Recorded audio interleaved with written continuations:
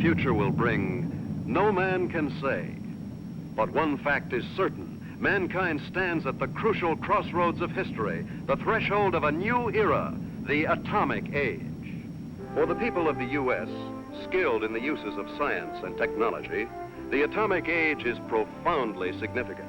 Across a continent enormous in its agricultural potential, Americans have drawn from the earth a rich bounty, have built great cities, have reared towers into the sky, have spun intricate networks of highways across the land. By the application of science, industry has grown increasingly productive, making possible a good way of life. With assurance, Americans look with an abiding faith to the future. For many, citizen and scientist alike, atomic energy means the promise of a more abundant life. But for many another, the atom is a threat, an evil promise, the paralyzing panic of our time. Thus, to answer the perplexing question of the atom and its implications, the people have turned their attention to the forum of public affairs, have sought to search out realities, to find the facts, or to listen to men of science, like Dr. Jeremiah Morley, famed geologist, the embattled founder of the now defunct Society to Save Civilization. It was Morley who told a Los Angeles audience that a series of atomic explosions, either accidental or deliberate, could set off a chain reaction to annihilate every man, woman, and child on the face of the earth. It could cause the death of every living thing.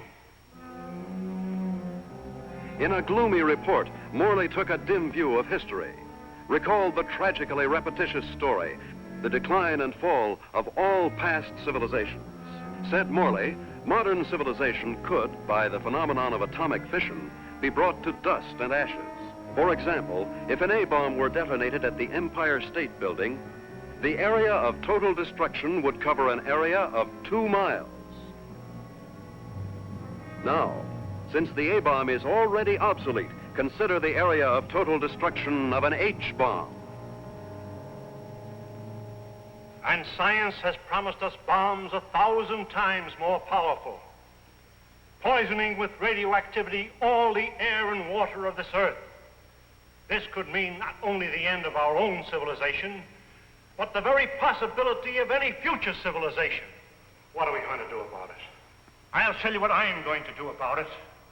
I have a plan to preserve human life on this planet. I hope you will join with me in carrying it out.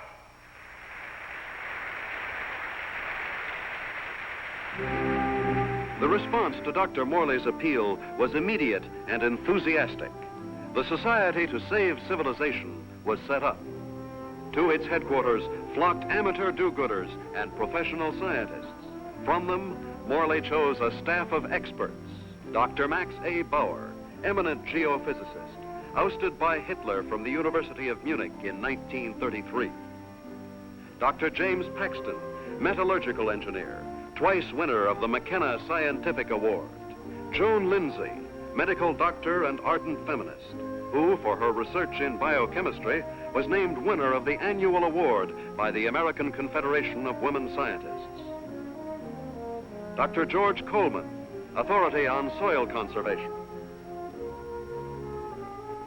And Andrew Ostengard, sandhog, explosives expert, Marine veteran of World War II. It was this team, qualified each in his own way, that helped set in motion Morley's audacious project, a daringly planned program, which he took 3 months later to the board of directors of the Carlyle Foundation. And so my colleagues and I believe that humanity can escape annihilation, can find a temporary haven, a promise of hope that, come what may, life can be sustained deep within the earth itself. Far below the surface, we shall seek a natural, a geological shelter. We have a team ready for the effort. All we lack are funds. Can we get them from your foundation? Dr. Morley, I believe it would expedite matters if I were to ask the questions. We're laymen, you know. First of all, isn't the inside of the earth solid? The interior of the earth is made up of vast caverns and air pockets, joined by natural avenues leading from the surface. Natural avenues? Funnels and fissures. Such a fissure lies within the world's largest extinct volcano at Mount Nelly. That is where we intend to start our journey. Well, these funnels, how far down do they go? Hundreds of miles, perhaps thousands, to the very core of the Earth. But isn't the inside of the Earth, the very core, a molten, fiery mass? To the contrary. The latest body of theory holds that the inside of a sphere, such as the Earth, is cooler than the temperature at its surface. And how would you traverse these thousands of miles? Dr. Coleman, the perspective drawings, please. This is a cyclotron. A what? It's an amphibious conveyance based on the principles of an ovoidal bathysphere. A what? Like a submarine, with the mobility of a tractor. Its head contains a burrowing device, and its walls can withstand extremes of temperature and pressure. But even with the cyclotram or the bathysphere or the whatnot, how do you know you'll be successful in finding this underground haven? We don't know, but we must try. There is no other alternative, no other course, no other hope of keeping the spark of life alive. And the cost?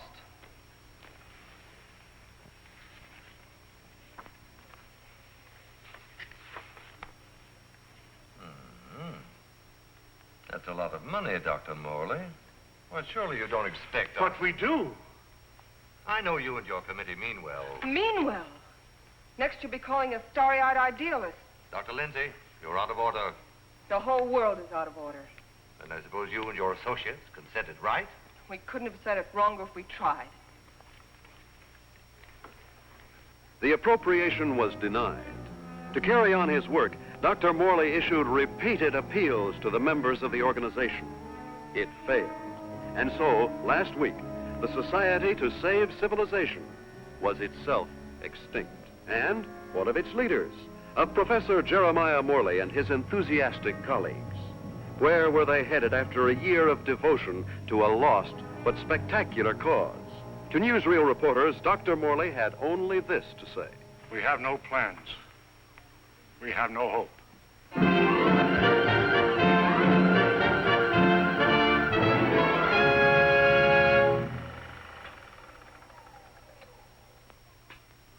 Better stand by, Frank. We may want to run that again. Well, gentlemen, what do you think? It's like asking a man what he thinks of his own obituary. I thought you'd like to see it, or its release, in case you had any objections. Now he thinks of our objections. You've been crucifying us for a year, Mr. Thompson, in the newspapers you edit, the magazines you publish, and the syndicates you control. And now this newsreel. Just a minute, gentlemen. You seem to have me confused with my father. He dictates the policies of our publications. Like father, like son.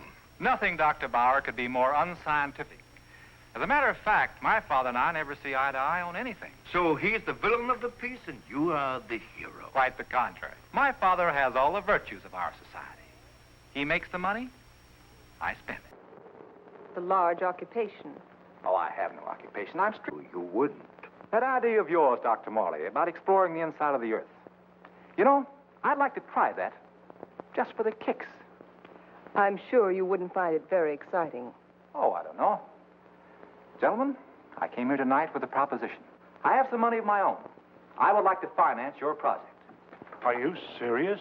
Sit down, my boy. There's one stipulation, however. I go with you. And what could you do? I'm afraid you don't realize what you'd be up against. Going 1,000 miles inside the Earth, just to satisfy a whim? Gentlemen, you act as if the fate of humanity hung upon you granting me this whim.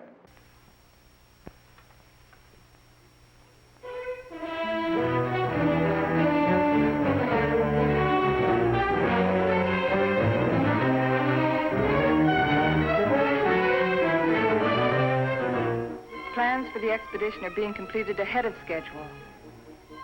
And Morley is pleased with our progress. The cyclotram nears completion. Adequate nutrition in concentrated form has been perfected. And for an auxiliary water supply, the Sloan H2O condenser will be used. By the study of our laboratory animals in a new environment, we expect to gather important scientific data. At last, the cyclotram is ready to be loaded aboard the SS Aurora.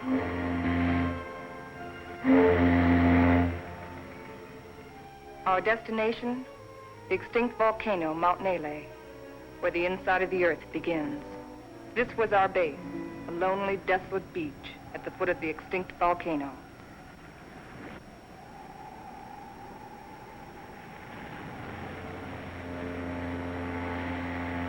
Well, let's go.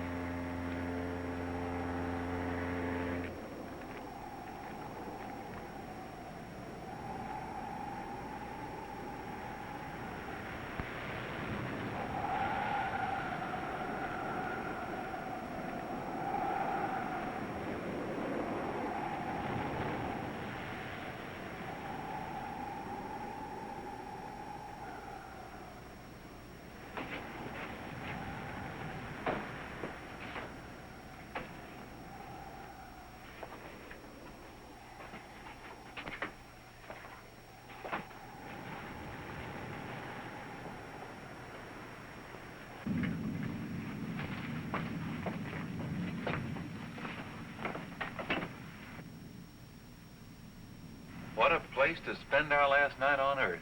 You sound like we'll all be dead in the morning. It's a possibility if we stay here.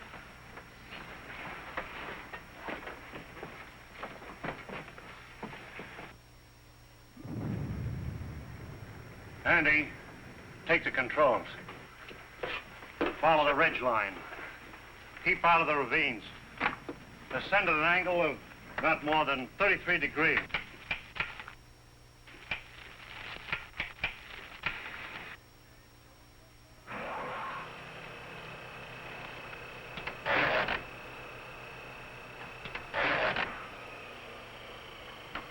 Something's wrong.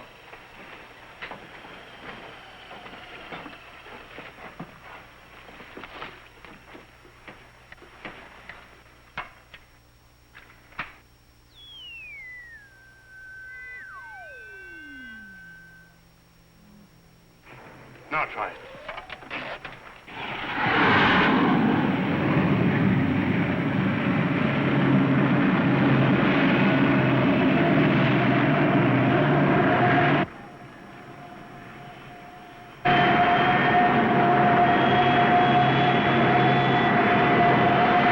Sustain 2,000 RPM. Follow our chart plan, R4. Check.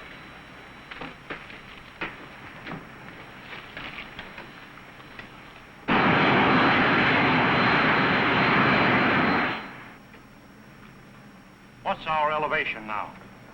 Approaching 6,300 feet. Angle of ascent, 19 degrees. Speed constant, 2,100 RPM.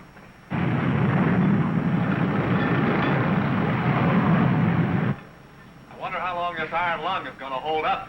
You can still beg out. Ah, you can't get rid of me so easily. Give me a reading on the forward rotational unit. We're up to 9,000, climbing at 24 mph.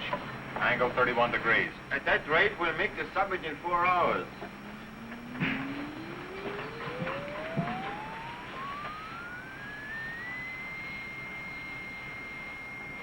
Dr. Morley, we are meeting some unstable isotopes.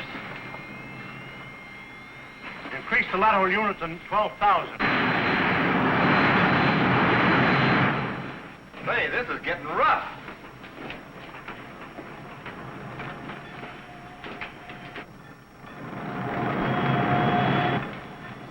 We're approaching position R4. Our computations show an error of less than plus 0.14. Good. We'll reach the summit in 30 minutes.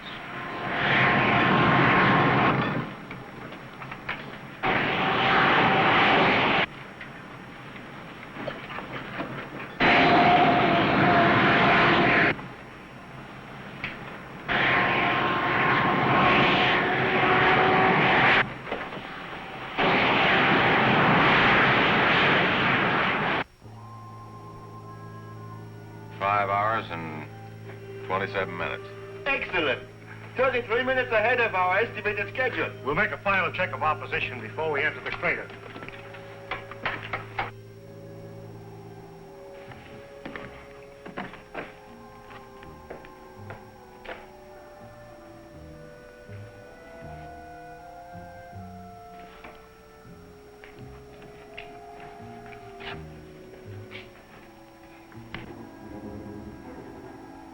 glad the professor picked this volcano for our expedition.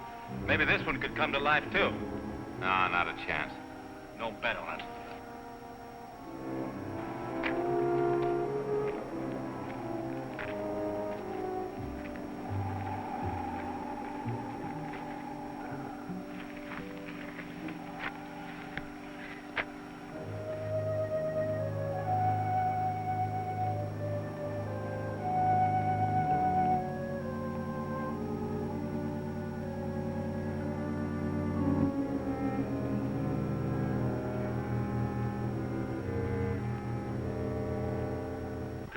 There's no reason for us to wait till dawn. We'll proceed into the crater now.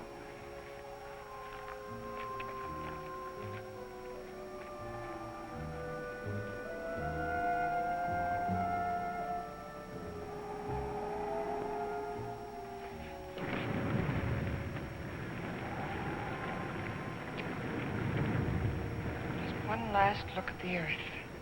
Yeah. What a way to remember it. Follow the downward spiral. Keep to the inside ledges. Speed 1,200 RPM.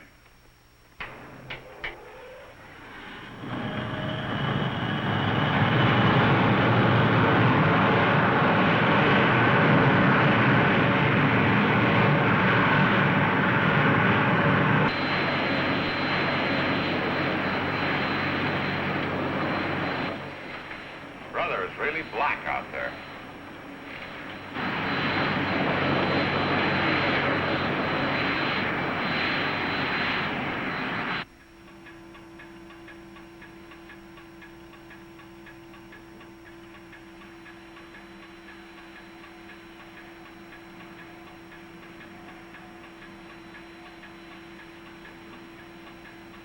As we descend ever deeper into the volcano, I've observed no unusual physical symptoms. Paxton seems withdrawn, irritable, but with such an annoyance as Wright Thompson present, the condition may not be considered abnormal. The descending ledges are getting awfully narrow. We must be at position R18. Yes, we are. Cut the switches.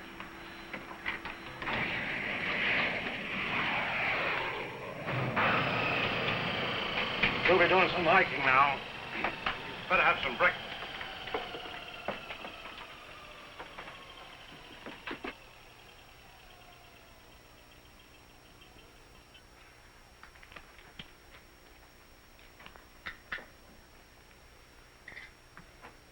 Rise and shine. Morning. How can you tell? Breakfast is served. Breakfast. Well, I've always said there's nothing like starting off a hard day's work than with a good breakfast. Hey, Doc? How would you know? You don't like my kind of guy, do you? Not very much. But I'll make an exception of you. You I don't like a lot. Coleman, take the controls. We'll scout the way on foot for you. Follow on down along the widest ledge.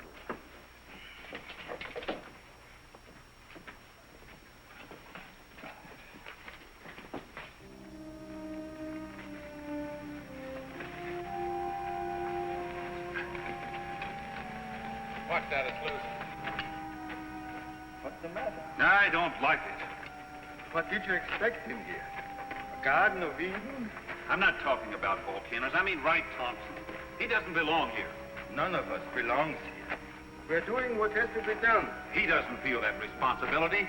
He's just a useless piece of excess baggage, a selfish thrill seeker. But without him, there'd be no expedition. Pardon me.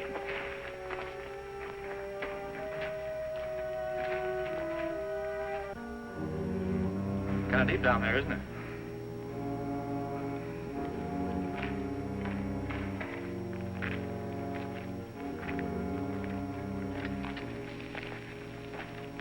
Nice friendly bunch, those scientists. Oh, what's your trouble? Oh, nothing, but don't they ever talk? Not unless they got something to say. That's the way it is with smart people. Maybe they're not so smart. Maybe they don't know what they're doing down here. Listen, Buster. Each one of them has taught us more colleges than you've flunked out. So what are you doing down here among all those brains? I managed to make myself useful. It might be well if you did the same thing.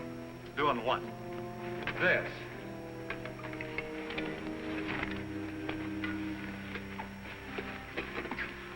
You lead the way for a while.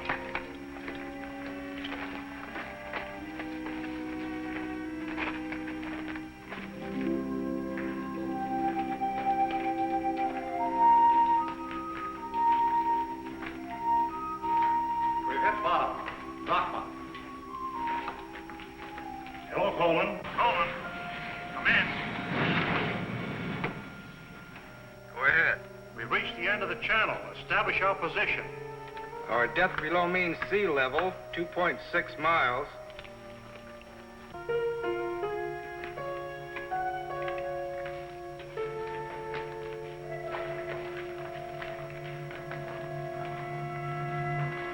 The Angstrom Underground Geological Expedition reached this point June 12, 1938, and was unable to proceed further. Why anyone who follows us should want to go further, we do not know, but we assume that they have good reason for doing so. Good luck.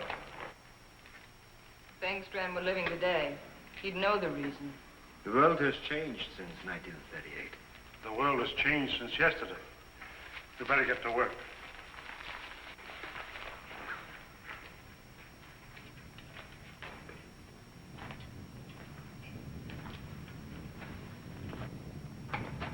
Look! That's pressure from the other volcano. We'll have to work this side.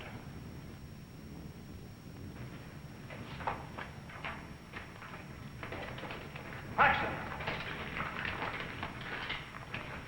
Yes, Dr. Morley? Start making density readings on that wall over there. Yes, sir.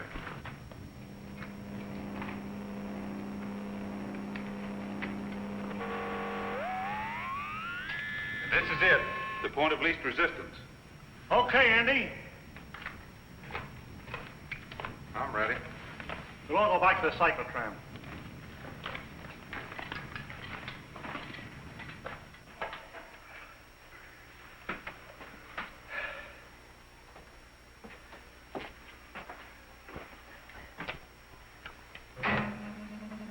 Fuses 1 and 2 set.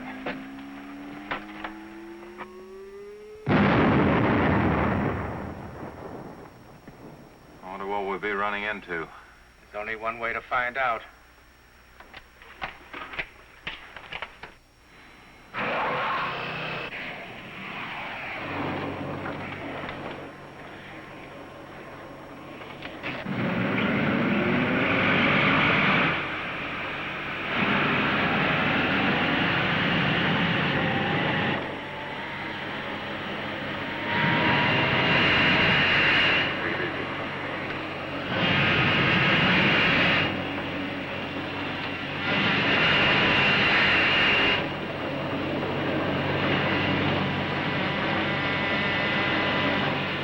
Broken through.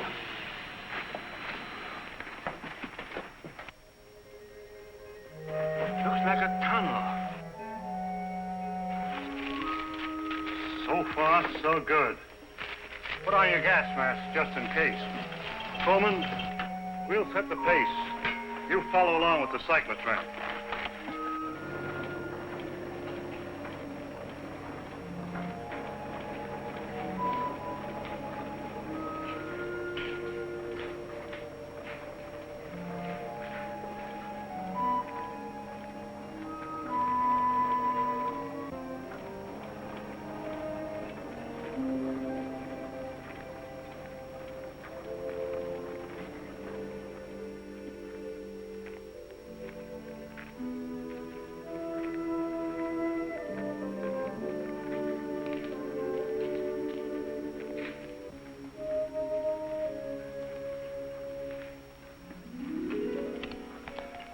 The air is fresh and clear. You can take your masks off. Pressure seems normal.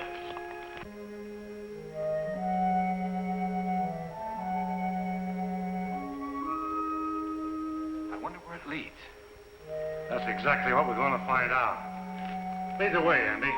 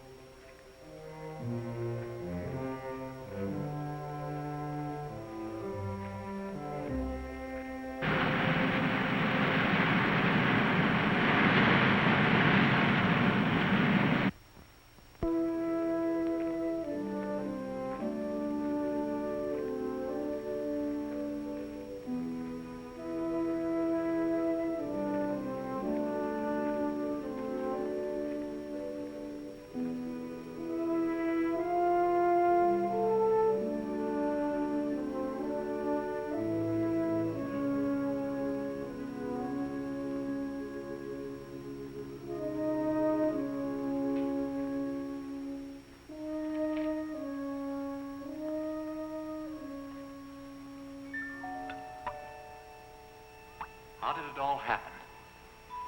Long time ago, the earth above was covered with water. And when the sea vanished, it left great limestone deposits behind. Was all this limestone? Yes. And then the water gathered in underground streams and carved out the soft limestone. Drop by drop, year by year, the water dissolved the stone. Each drop carried a tiny particle of sediment. That's what formed these columns. About an inch every 1,000 years. Well, how long did this whole process take? About 200 million years. Hello, Coleman. Coleman, bring up the tram. We'll proceed from here.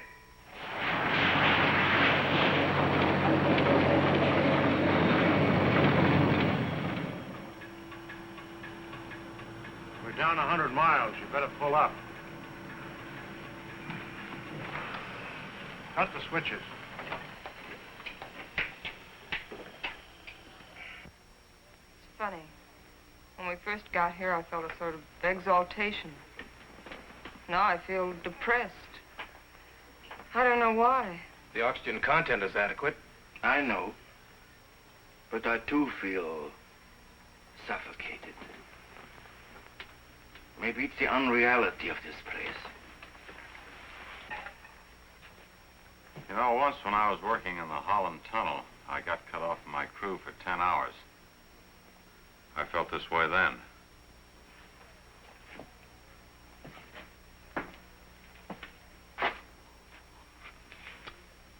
I think I know what it is. It's loneliness. It's a feeling of a person away from people. I felt it on the top of a mountain in Tibet, in the jungles, and on the Arabian desert. It's like the last cord tying you with humanity has been cut. It's more than that. People have dignity only in relation to many other people. Alone, a man is as useless as any rock out there. No, you're both talking nonsense. Nature doesn't influence man. Man influences nature.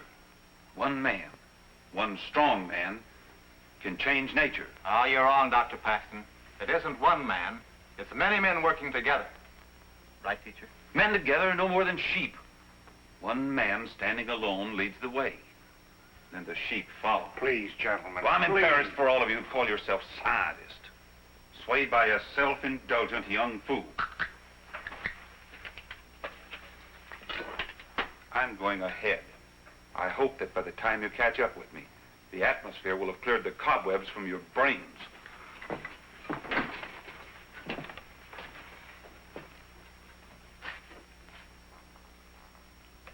I'd better go with him. It isn't safe for a man to be alone down here. Ah, he's all right. He's the leader type. I'll go with them anyway. There wouldn't be leaders if there weren't sheep like me to be led.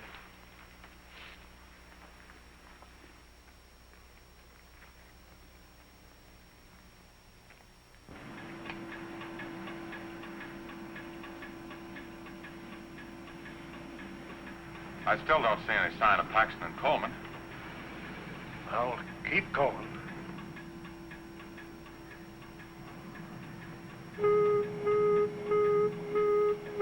Gas! Gas! Paxton and Coleman. They forgot their gas mask.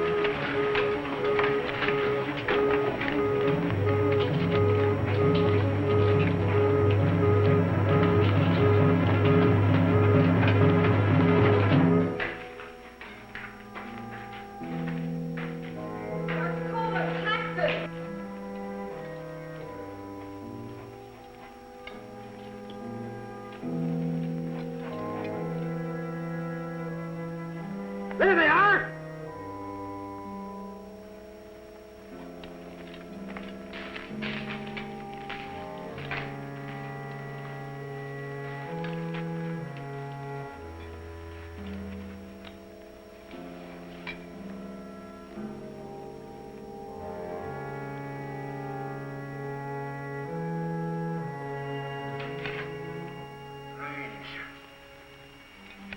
Digging a grave 110 miles under the earth.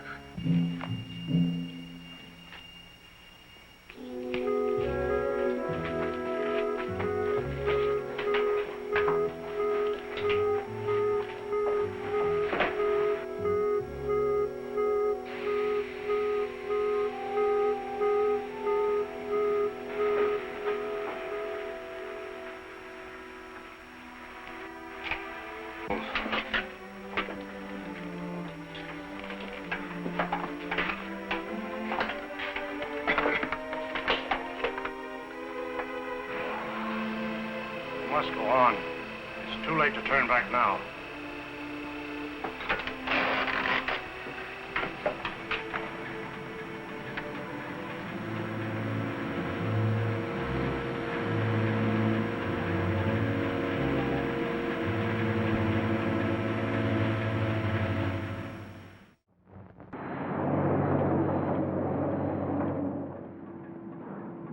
No.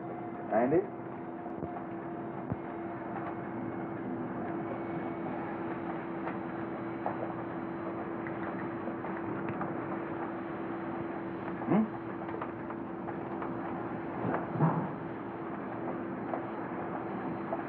All right, now I'd give $1,000 for a good hamburger.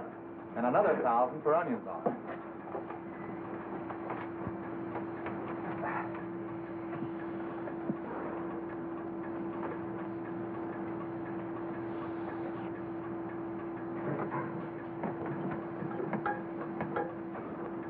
Dr. Morley, our water supply is... Cut the switches.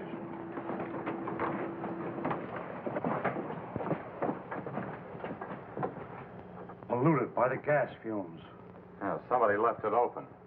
Back there just before Paxton and Coleman took off. I guess I forgot to close it. Oh, Andy! It was an accident. An accident? We may never find water again.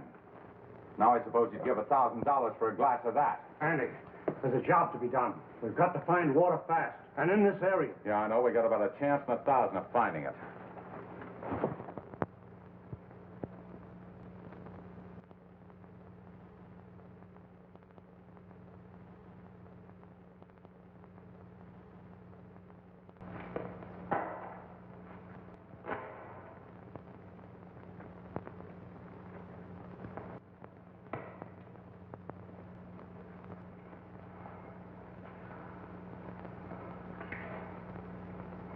Look, there's Andy.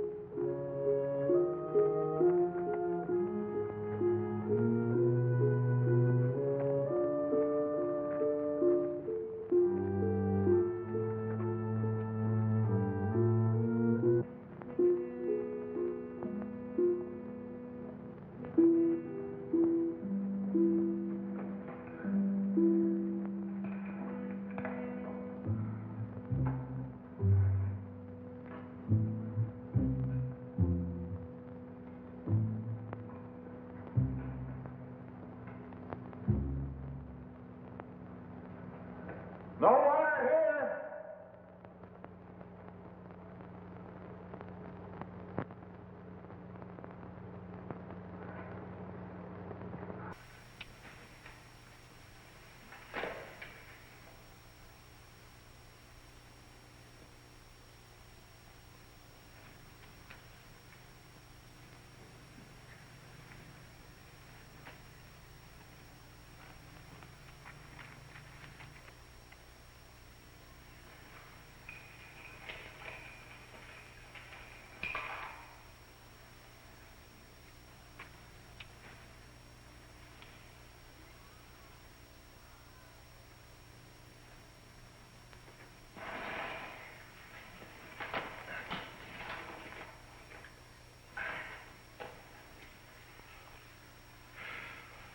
Thing like this enough to drive a man stir crazy. It's no use. 240 miles inside the earth. Yeah, and no water.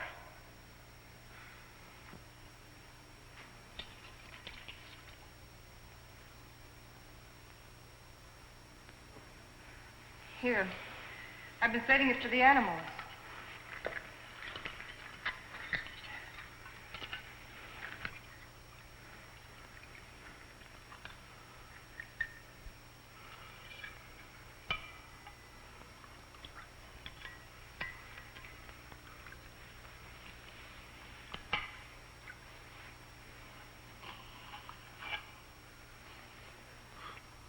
Go ahead.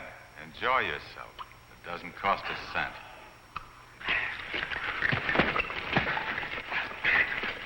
Stop it! Andy! This is ridiculous. We have something larger at stake than your personal petty feuding. Now, you two can come with us or stay here and kill each other. I'm going after the cyclotron. Never mind. I'll go get it.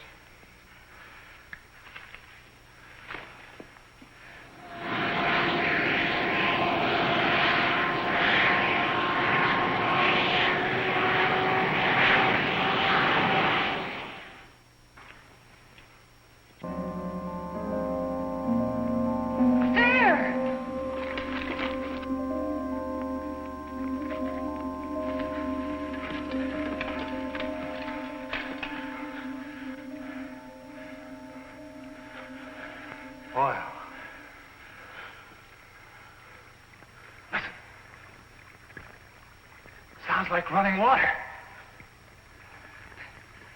But where is it coming from? It's behind the wall.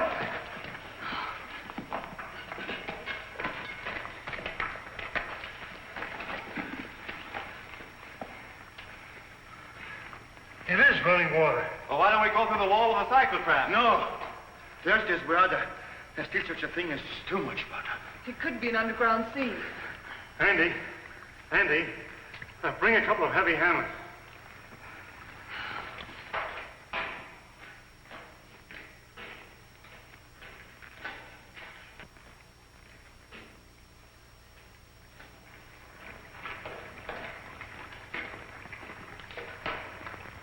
What's up, Professor? We think there's water behind that wall. Try breaking it in. Sure.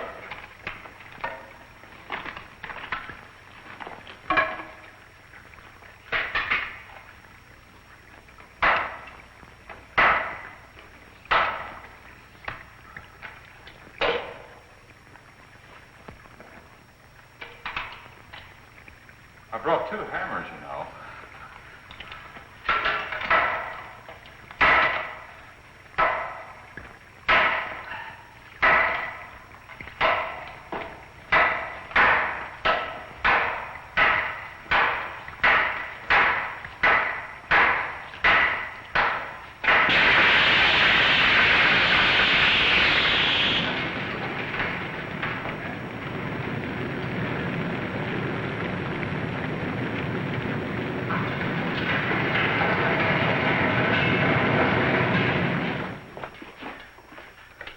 Come in here. Let's take care of that arm.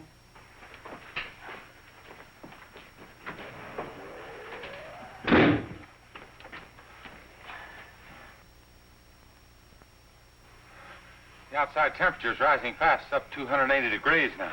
It looks as if it could go on forever.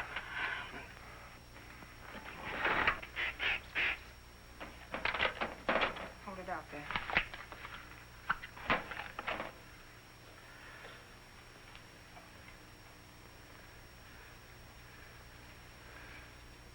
Outside temperature. It's dropping fast. The outside pressure's dropping, too. Good. Condensation will soon take place. There. You're a pretty good doctor at that. You're a pretty good patient at that. Thanks. Here, slip this on.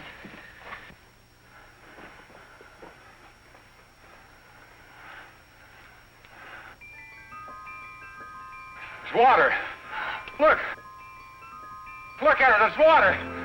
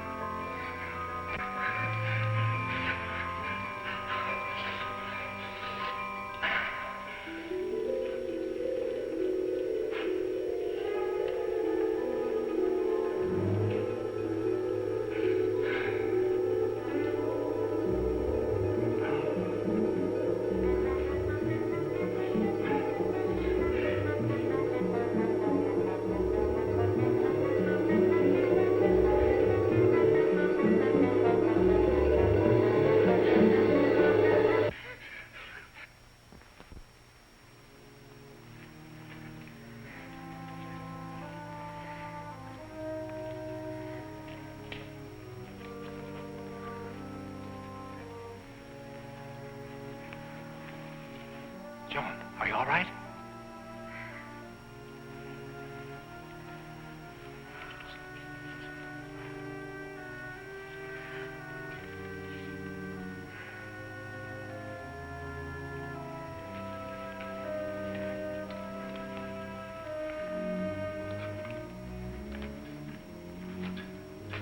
Well, what shall we do now? All right, I'll say it. I'll say what's on all of our minds. Don't try to read our minds, Thompson. Just speak for yourself. Then I say, let's go back. And I say go on. But look at Joan. We've gotten nowhere.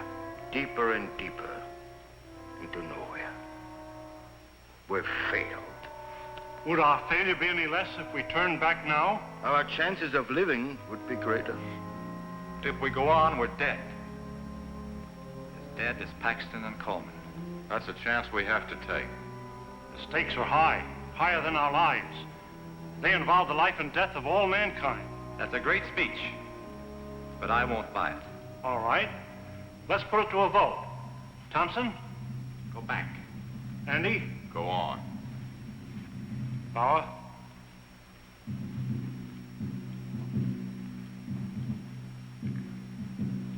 Go back. Go on. Seems to be a deadlock. I suppose none of us would like to reconsider? Doesn't woman suffrage count here? What do you say, Joan? I say go on, and let's not waste any more time about it.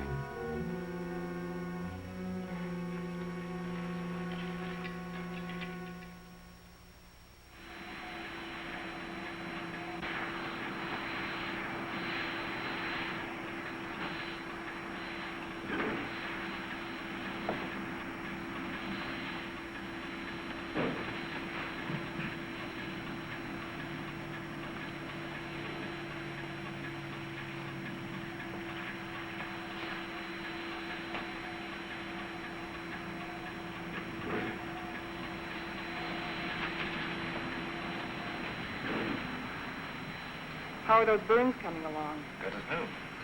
How are you, Doc? Oh, I'll get by. Here.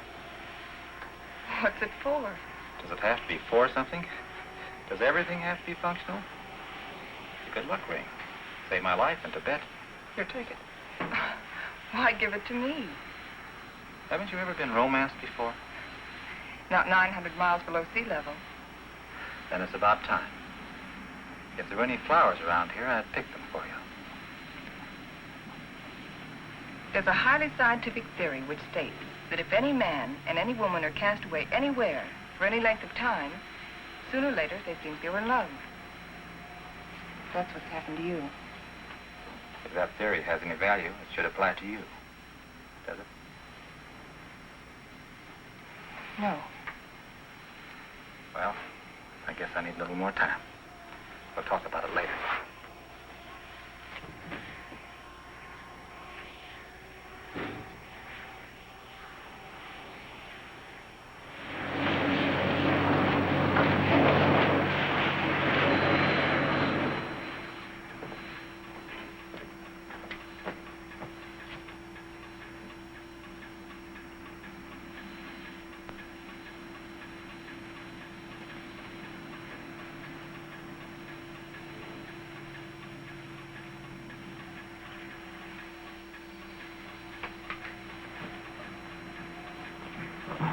Say, how about pulling this jalopy level for a minute? Just long enough for us to get out of these straitjackets and stretch.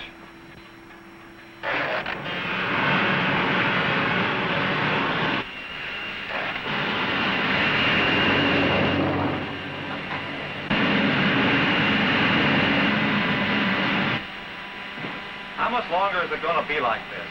Oh, Wright, what difference does it make? Plenty. If it's going to be like this the rest of the way, why go on? Why waste time? That shouldn't make any difference to you. You've never done anything but waste time. Listen, you meathead. Just because you're a sandhog that likes to go grubbing around in the ground. And you're a mountain goat with his head in the clouds. Stop it, both of you! I've had enough of this. What happened? I don't know. It's not water.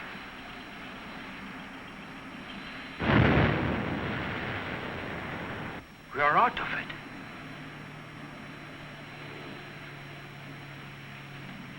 This might be what we're looking for. Let's make a landing and explore the area.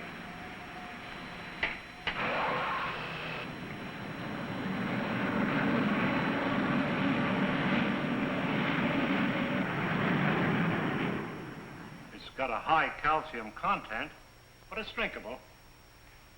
Hey! Look what I found.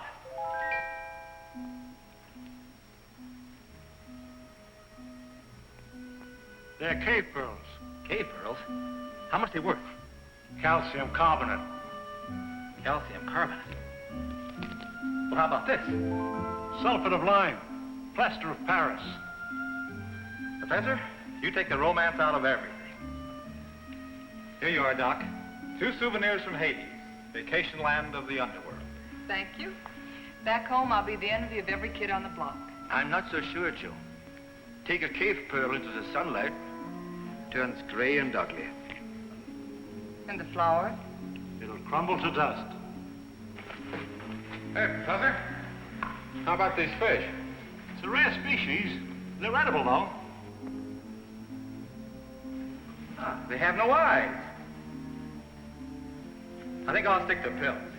They lost their eyes 10 million years ago.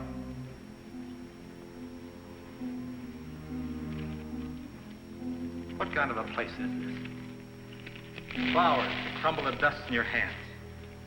Stones that look like pearls. Fish without eyes. Nature sure a practical joker. I suppose you could have done better? 10 million years, I couldn't have done worse. Morley believes this is the shelter we've been searching for. A valley of shadows where light can be sustained. A shelter for humanity. And yet our morale is very low. What do we want? A ray or two of sunshine? A change of seasons? Starry nights? In this graveyard, Morley thinks We can build a new life right here. You mean this is what we're looking for? You'll get used to it. Well, who wants to get used to it? Why don't we go on? A little further. But we've come 1,100 miles already. How can you measure what we've been through in miles? I say let's go back or go on. But this is no place. What is your wish? We've come so far, let's go on.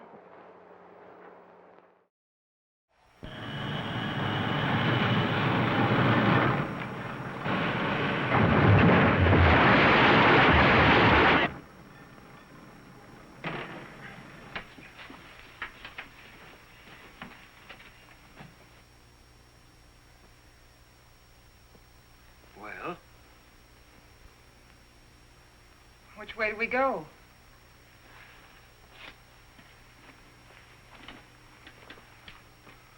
I suppose we'll have to explore both channels. I'll take the right one. Right? You take the other. Why me? I'll tell you why. I'm sick of taking your orders. That's the trouble with you, Thompson. That's all you do is take, you never give. Without me, there wouldn't have been any expedition. Well, that's not enough. It's time you gave something yourself and not your pocketbook. Andy.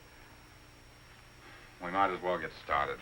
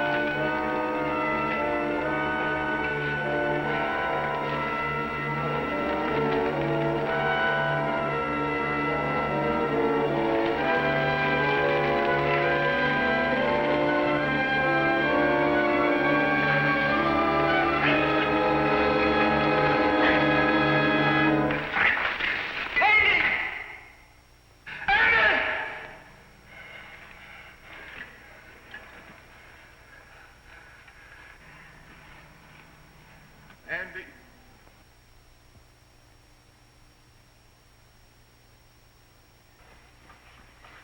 You're supposed to be taking it easy. Try to get some rest. Listen to me, Wright. You've been like this for days. How long can you keep it up? He didn't like me any more than I liked him. Yet he saved my life. It doesn't help brooding over it. But he died saving my life. He did what he believed was right.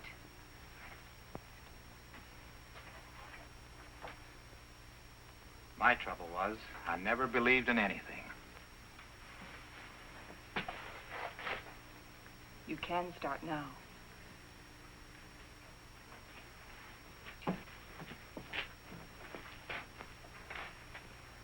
Morley wants to go back to that Valley of the Shadows he liked so much. Well, it's better than this. But it isn't good enough. What do you want to do? I, too, want to go back. But all the way back. Now that Andy's dead. Now that Andy is dead, we've got to go on. We've got to, until we find what we're after.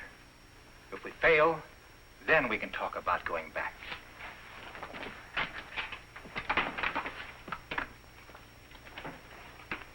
Over there. Good.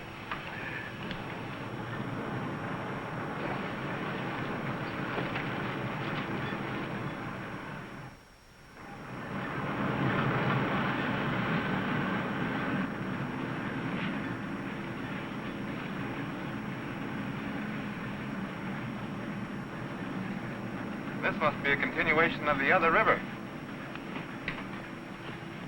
No, I think it's just a seepage from it. Listen. What's that?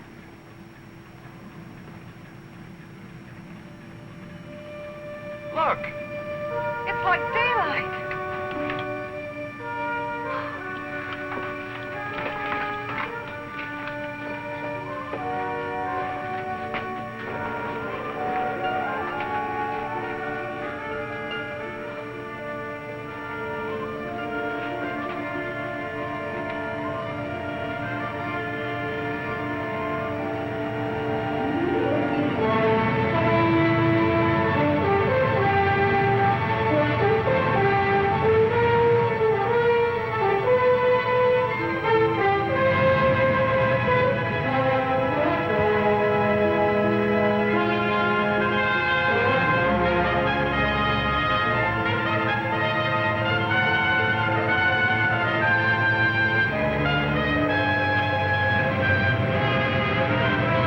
Like a dream after a terrible nightmare. I think we found it.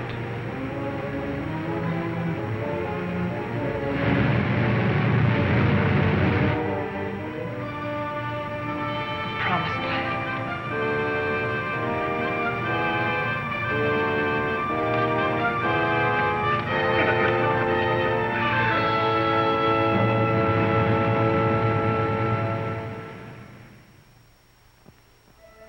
We have discovered a vast and radiant cavern deep within the earth. Along the shores of this incredible cave lies a great underground sea, gathering up the waters of the earth. A strange, sunless light is reflected from the phosphorescent dome. The glowing peaks are weathered and sharp, and the gullies deep. The wind is soft, and the climate pleasant. Vapors rise up into the bright dome, forming luminous clouds.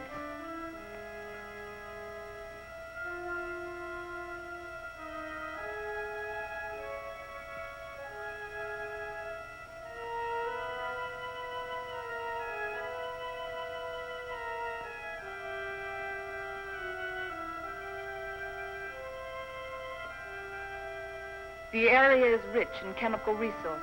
That means power and industry, according to Bauer. And Wright says a real estate boom is on.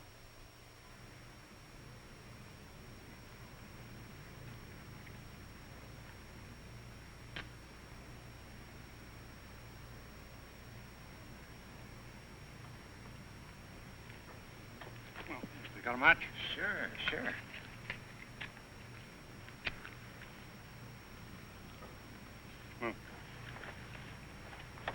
How you coming, Professor? Uh-huh. Still feeling afraid, and those rabbits, they eat like pigs.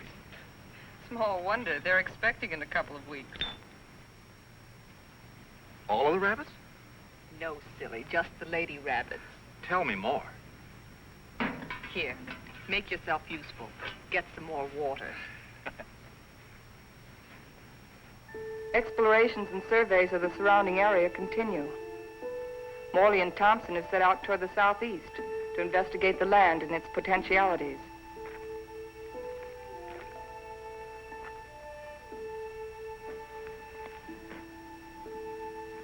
This is a strange kind of sand. That's not sand, that's volcanic ash. The ash will make good fertilizer for our crops. Crops? Let's face facts, Morley. This is a desert. The very word means deserted by life. And you talk about crops. It can be irrigated. This country has everything. Water, soil, air, heat. Yeah, you're forgetting one thing, though. No sunlight. Science can adjust that. Crops can thrive without sunlight. Perhaps. But can we?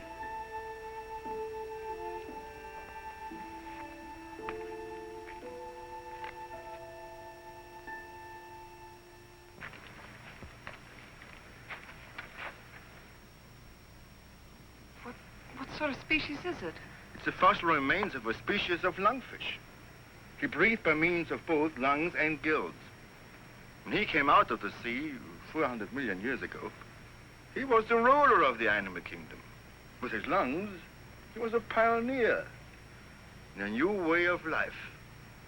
How did they become extinct? Like some of us on Earth, they seem to hurry the process of extinction. Let's get out of here.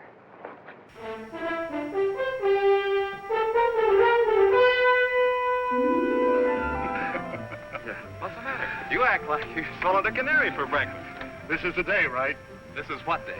The day we're expecting the first litter of rabbits. Well, who's going to pass the cigars around? You apparently don't realize the importance of it. Oh, I'm sorry.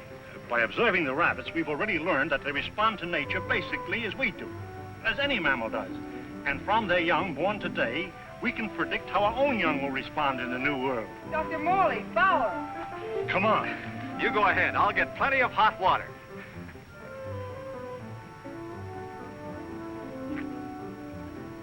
Well, how many boy rabbits and how many girl rabbits, huh?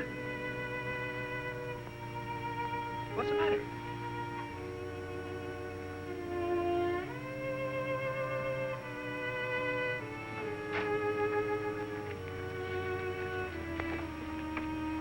Joan, what's the matter? They're dead. They're all born dead.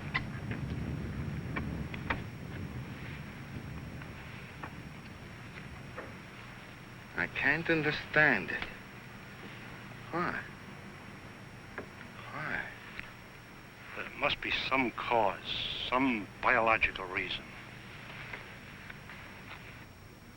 We've been searching for causes.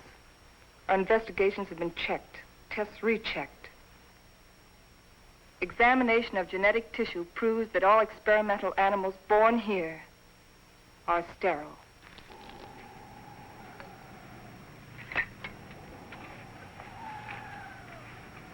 You know what this means? This new world. A haven for the dead. This is the end of the line. Now we know that the human race cannot reproduce itself in this underworld region. It appears our mission is a failure. Then we can't stay here. At least one generation could. And after that, what? The end of humanity. That I won't accept. Neither can you run away from facts.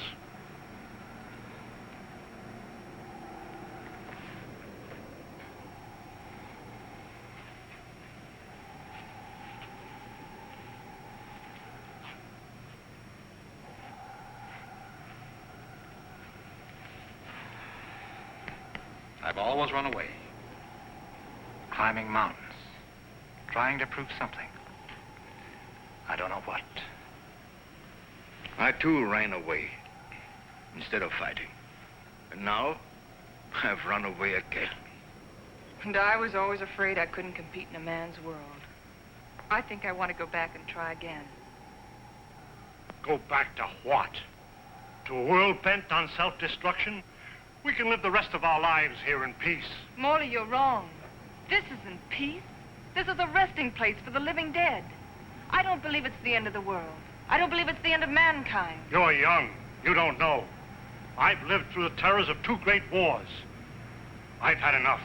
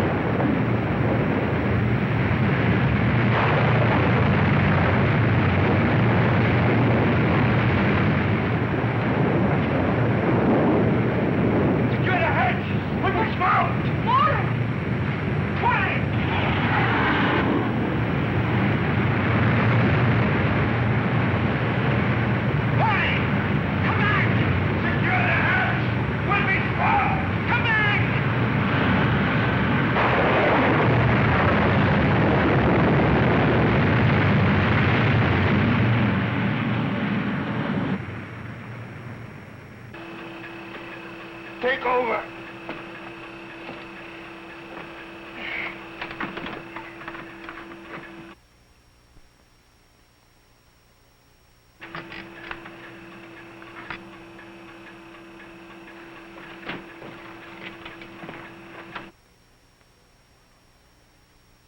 Something's wrong. Something's pulling us down.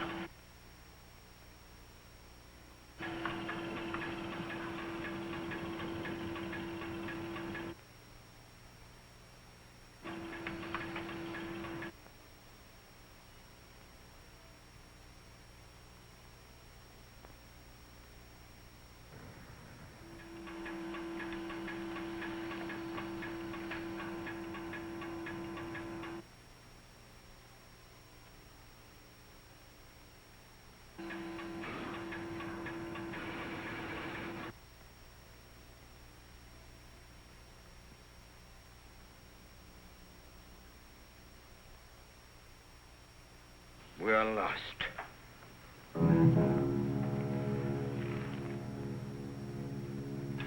We're in a blind alley. Ever since we started, we've been in a blind alley. We can't bury ourselves in the earth and expect to live. Maybe that's the secret. Morley understood. Strange. We didn't know it before. I used to be afraid of death. I was afraid of life.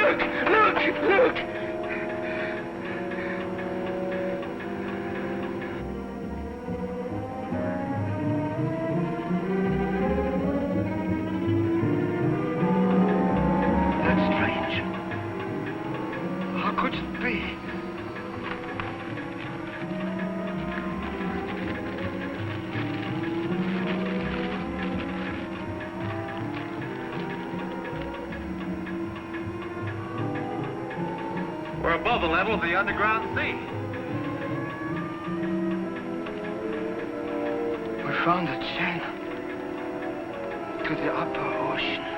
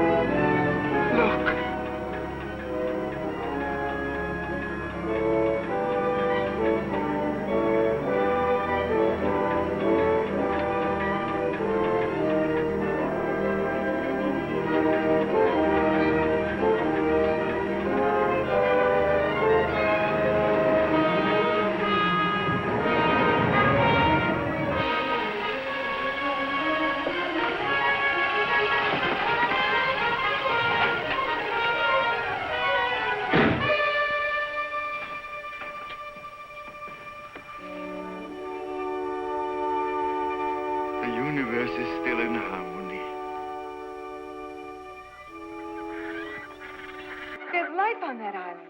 People. I feel like I'll live forever.